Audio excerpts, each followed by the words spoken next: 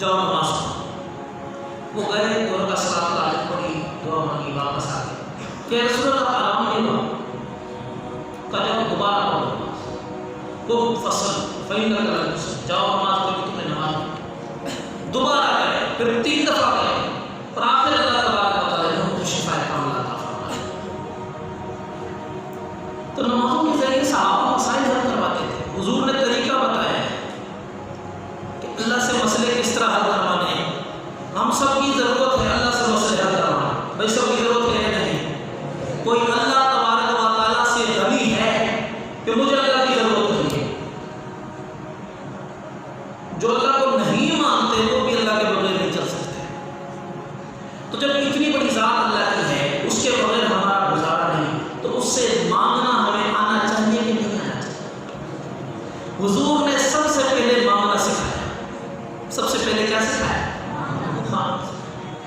آج ہماری عمر گزر جاتی ہے، ہمیں مانگنے نہیں آتا۔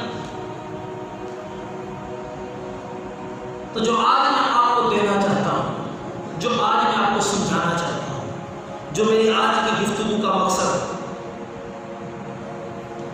ایک تو حضور کی سیرت پر عمل کرنا، دوسرا اللہ سے مانگنا سیکھنا۔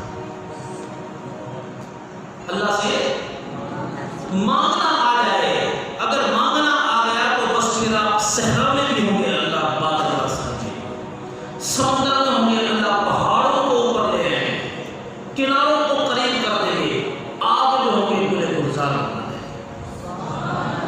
بات مانگنے کی ہے۔ صحابہ نے سب سے پہلے مانگنا سیکھا۔ سب سے پہلے کیا سیکھا؟ اور ہمیں بھی مانگنا ہی سکھایا۔ بھئی نماز پڑھتے ہیں تو نماز پڑھتے ہوئے ایاک نعبد و ایاک نستعین کے اندر کیا بتایا جاتا ہے؟ کہ تیری ہی عبادت کرتے ہیں، تجھی سے مدد مانگتے ہیں، مانگنا نہیں آتا۔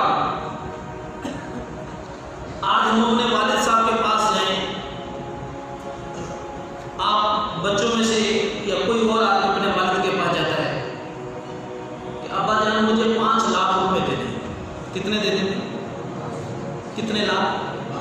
5 لاکھ روپے دے دیں۔ اب اتنے لاکھوں روپے مانگ لیں، اور مانگنے کا طریقہ کیا ہے؟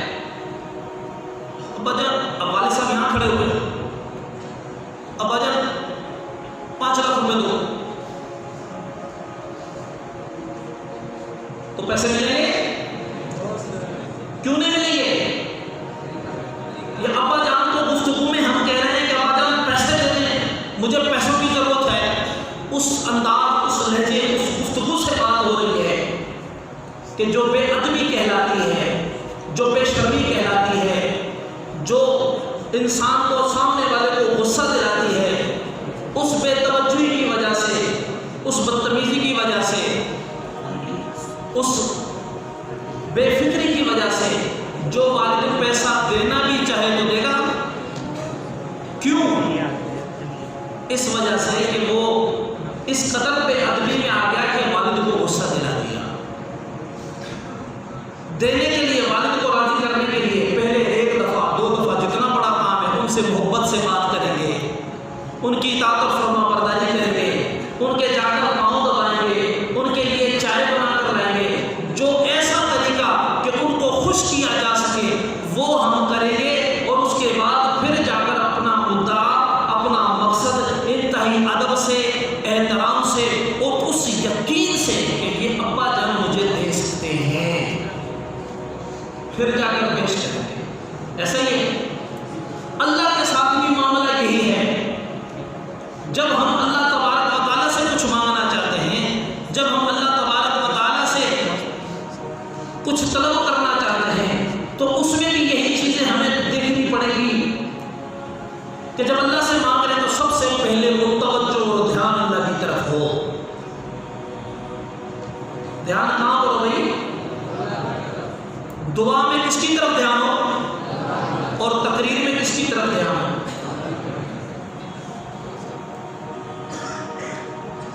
یہ وہ خزانہ بتاتا ہوں، زندگیاں کھو جاتی ہیں، لوگ حاصل نہیں کر پاتے۔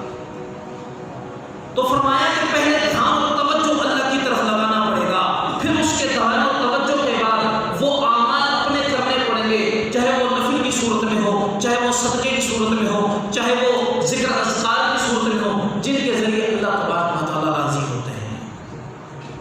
دوسرا کام یہ ہے. تیسرا کام یہ ہے کہ اللہ تبارک و تعالیٰ سے مانگتے ہوئے عاجزی انکساری ندامت کے ساتھ ہاتھ دلائے جائیں.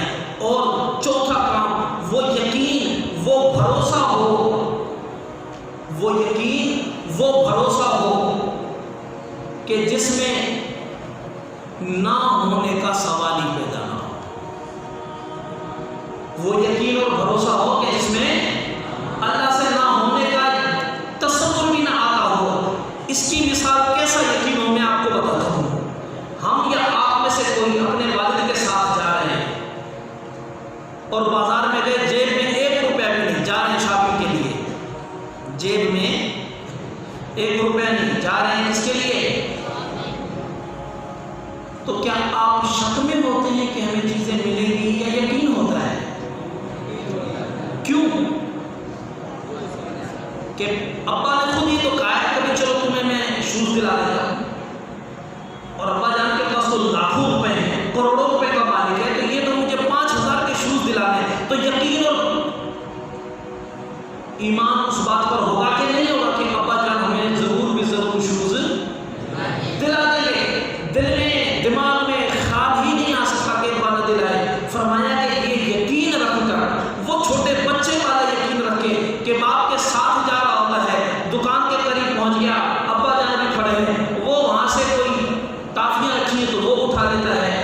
اگر کوئی چپس رکھی ہوئی ہے، جیسے آج کل تو سپر اسٹور ہے، چپس رکھی ہوئی ہے، وہاں سے چپس اٹھا لیتا ہے، وہاں سے ٹافیاں اٹھا لیتا ہے. کس یقین پر؟